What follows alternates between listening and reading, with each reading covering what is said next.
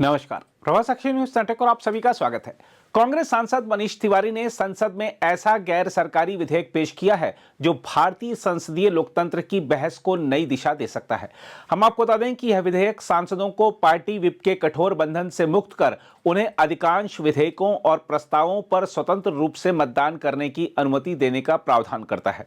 मनीष तिवारी का प्रस्ताव है कि विश्वास और अविश्वास प्रस्ताव, वित्त विधेयक और सरकार की स्थिरता से जुड़े मुद्दों को छोड़कर बाकी सभी विषयों पर सांसदों को अपने विवेक, अपने निर्वाचन क्षेत्र की प्राथमिकताओं और सामान्य समझ के आधार पर निर्णय लेने की स्वतंत्रता हो। मनीष तिवारी का तर्क है कि आज की संसदीय प्रक्रिया में सांसद अक्सर अपनी पार्टी की आधिकारिक लाइन के दबाव में मतदान करने को मजबूर होते हैं, चाहे उनके निर्वाचन क्षेत्र की जनता का हित इससे मेल खाता हो या नहीं। उनके शब्दों में, पार्टी विप के चलते प्रतिनिधि का कोई महत्व नहीं रह जाता, उसे सोचने और कार्य करने की स्वतंत्रता मिलनी चाहिए। हम आपको बता दें कि मनीष तिवारी बार बार यह प्रश्न उठाते रहे हैं कि क्या लोकतंत्र में प्राथमिकता उस मतदाता की होनी चाहिए जो नेताओं को चुनने के लिए घंटों धूप में खड़ा होता है, या उस राजनीतिक दल की जिसके निर्देशों का पालन करने को सांसद बाध्य हो जाते हैं। देखा जाए तो मनीष तिवारी का यह विधेयक नया नहीं है। उन्होंने 2010 और 2021 में भी इसी प्रकार का प्रस्ताव रखा था, लेकिन समय बदलने के साथ इसका महत्व और बढ़ गया है। हम आपको बता दें कि भारत की संसद में विप की व्यवस्था मूलतः दल बदल रोकने और सरकार की स्थिरता बनाए रखने के लिए बनी थी, लेकिन कई बार ऐसा लगता है कि यह व्यवस्था सांसदों को मात्र संख्या बल का हिस्सा बना देने का साधन है। ऐसे में मनीष तिवारी का प्रस्ताव संसदीय गरिमा और स्वतंत्र विचार की पुनर्स्थापना की मांग करता है। हम आपको बता दें कि इस विधेयक में यह भी स्पष्ट किया गया है कि सांसद की सदस्यता केवल उन्हीं मामलों में समाप्त होनी चाहिए जहां सरकार के अस्तित्व या वित्तीय मसलों पर पार्टी लाइन से विचलन हो। बाकी मामलों में स्वतंत्र मतदान से लोकतांत्रिक प्रक्रिया मजबूत होगी, क्योंकि कानून निर्माण तभी गुणवत्तापूर्ण हो सकता है जब सांसद अपने व्यक्तिगत और क्षेत्रीय अनुभवों के आधार पर विचार रख सकें। मनीष तिवारी ने 10वीं अनुसूची में भी संशोधन की जरूरत पर जोर दिया है ताकि यह आज के राजनीतिक संदर्भ में अधिक प्रासंगिक बन सके। उनका सुझाव है कि 10वीं अनुसूची से जुड़े मामलों की सुनवाई एक न्यायिक अधिकरण करे और अपील की प्रक्रिया स्पष्ट समय सीमा के भीतर पूरी हो।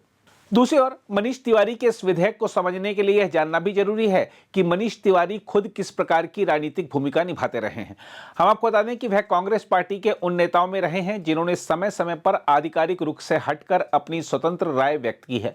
उदाहरण के लिए अग्निपथ योजना के प्रति कांग्रेस का आधिकारिक रुख आलोचनात्मक रहा, मगर मनीष तिवारी ने सार्वजनिक रूप से तारीफ की थी और उसे एक सुधारवादी कदम बताया था। यह साहस किसी भी बड़े दल में असहमति के सीमित दायरे को देखते हुए उल्लेखनीय है। इसी प्रकार पहलगाम आतंकी हमले के बाद मनीष तिवारी उस सरकारी प्रतिनिधिमंडल का हिस्सा बने जो विदेश गया था। विपक्षी दल के सांसद का ऐसी आधिकारिक भूमिका में शामिल होना दर्शाता है कि मनीष तिवारी न केवल एक धारा के भीतर चलने वाले नेता हैं, बल्कि राष्ट्रीय सुरक्षा और विदेश नीति जैसे मुद्दों पर भी एक स्वतंत्र व्यवहारिक दृष्टिकोण रखते हैं।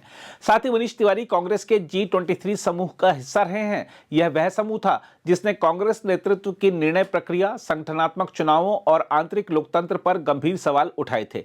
G23 का गठन ही इस बात का संकेत था कि कांग्रेस जैसे बड़े दल में भी कई वरिष्ठ नेता अधिक पारदर्शिता और सामूहिक निर्णय प्रक्रिया की मांग कर रहे थे। इस परिप्रेक्ष्य में मनीष तिवारी का विधेयक केवल तकनीकी संशोधन का मामला नहीं है। यह भारतीय राजनीति में एक व्यापक सिद्धांत यानी सांसद का विवेक बनाम पार्टी अनुशासन पर बहस का निमंत्रण है। सवाल उठता है कि यदि सांसद जनता की ओर से चुने जाते हैं तो उन्हें हर मुद्दे पर कठोर पार्टी लाइन के अनुरूप मतदान क्यों करना चाहिए। बहरहाल, आज जब राजनीतिक दलों में नेतृत्व केंद्रीकरण बढ़ रहा है और संसदीय बहस कई बार औपचारिकता भर रह जाती है, ऐसे में मनीष तिवारी का प्रस्ताव एक महत्वपूर्ण हस्तक्षेप है। यह संसद को फिर से विचार विमर्श और स्वतंत्र राय का मंच बनाने की दिशा में एक कदम माना जा सकता है।